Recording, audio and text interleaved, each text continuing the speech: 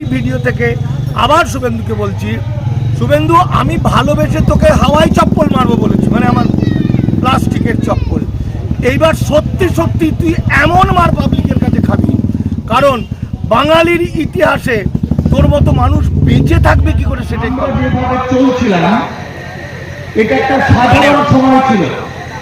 সাধারণ সময়ে আমরা সাধারণ জীবনযাপন করি, আনন্দ করি, দুঃখ প্রকাশ করি, মজা করি, ঘুরি ফিরি। আর এটা অ্যাবনর্মাল টাইম, এটা কিন্তু আর সাধারণ সময় নয়।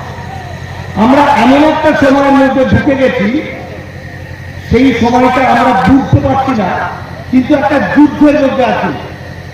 এই যুদ্ধটা দেখা যায় না, কিন্তু দ্বিতীয় বিশ্বযুদ্ধ থেকেও অনেক বড় যুদ্ধ চলছে। গত 34 বছরের বাম শাসনে আমরা যে গৃহভরার জীবনী থেকে মমতা বন্দ্যোপাধ্যায়ের জীবনী বামফ্রন্ট শিখিয়েছিল, কিন্তু শেখায়নি শুধু আরএসএস কি জিনিস। যেহেতু আরএসএস কি জিনিস শেখায়নি, ফলে আমরা বুঝতেই পারছি না দেশে কি আইন আসছে, সেই কি আইনের কি মানে। তার মানে আমি বলতে চাইছি 1925 সালে আরএসএস ঘোষণা করেছিল 2025 সালের মধ্যে তারা ভারতবর্ষকে আর্য যুগে ফিরিয়ে নিয়ে যাবে। মানে মিথ্যা করে কায়দা করে বলেছে হিন্দু রাষ্ট্র, আসলে হিন্দু রাষ্ট্র নয়, এটা আর্য রাষ্ট্র, ব্রাহ্মণ রাষ্ট্র। যদিও ব্রাহ্মণদের মধ্যে প্রচুর ভালো মানুষ আছে, কিন্তু আমরা সবাই ভুল করে নিজেদেরকে মনে করছি যে কেন্দ্রের নরেন্দ্র মোদী, অমিত সরকার যা বলছে সেটাই হিন্দু।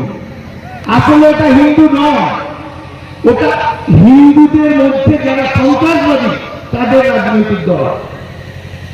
এবার কিছুদিন ধরে যে ভয়ঙ্কর অবস্থাটা ভারতবর্ষে চলছে, মানে মুসলিম সম্প্রদায়কে নিয়ে, শুধু মুসলিম সম্প্রদায়কে নিয়ে নয়, পাশাপাশি হিন্দু উদ্বাস্তু অথবা আদিবাসী অথবা যাদের 48 সালের আগে দলিল নেই, সেই মানুষগুলোর কি অবস্থা হয়েছে সেটা আমি ছোট করে ব্যাখ্যা করি। কিছুই থাকবে না, গোরস্থান কিছুই থাকবে না। এই দুটো আমরা বুঝতে পারিনি, বিশ্বাস করিনি বলে ওরা এই সুযোগটা করে দিয়েছে। আবার একটা কথা, ভারতবর্ষের যে কোনো প্রান্তে, যে কোনো রাজ্যে, ধরুন আমি মানিকচকের উত্তরপ্রদেশে এই কথাগুলো বলবো, আমি তো মরে যাবো না, তারা গুলি করে মেরে দেবে, তাই তো? আমি যদি আসামে গিয়ে বলি, আমি যদি ত্রিপুরায় গিয়ে বলি, বিজেপির কোনো রাজ্যকে আমি বলতে পারবো? আমি বলতে পারবো না। তাহলে আমি সৌভাগ্যবান, এমন একটা রাজ্যে জন্মগ্রহণ করেছি যে রাজ্যে আমাকে বলতে দিচ্ছে। আর সংবিধানের 256 নম্বর ধারা, তাতে বলছে কেন্দ্রের আইন রাজ্য সরকার মানতে বাধ্য, যদি না মানে তাহলে রাষ্ট্রপতি শাসন জারি হবে। তাহলে ভারত পশ্চিমবঙ্গ সরকার মানছে না কেন? না, পশ্চিমবঙ্গ সরকারের উপর চরম চাপ, এবং উনি এমন কায়দা করছে যাতে আমরা আমাদের আন্দোলনটা করতে পারি।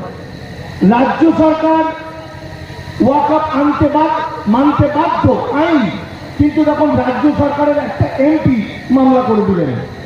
তার মানে ইঙ্গিতটা এটাই, রাজ্য সরকারের মানসিক জায়গাটা, রাজ্য সরকার মনে মনে বিশ্বাস করে আমার বাংলায় এসব বদমাইশি চলবে না।